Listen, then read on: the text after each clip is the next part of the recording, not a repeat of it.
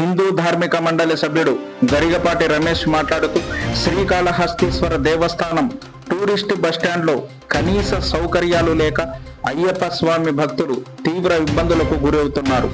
November, December, జనవరి నెలలో శ్రీకాళహస్తికి వివిధ ప్రాంతాల నుంచి అయ్యప్ప భక్తులు స్వంత వాహనాల్లో వస్తుంటారు. పార్కింగ్ ఫీజు వసూలుపై ఉండే శ్రద్ధ సౌకర్యాలు కల్పించడంలో లేకపోవడంతో అయ్యప్ప స్వామి భక్తులు మురికి కూపాల పక్కనే వంటలు వండుకుంటూ తినవలసిన దుస్థితి ఏర్పడింది.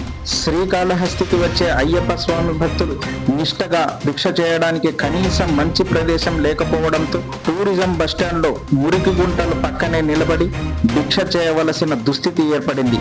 ఈ మురికి నీరు పక్కనే వంటలు వండుతూ అక్కడే భుజించవలసిన దీన పరిస్థితి అయ్యప్ప స్వామి భక్తులకు ఏర్పడింది.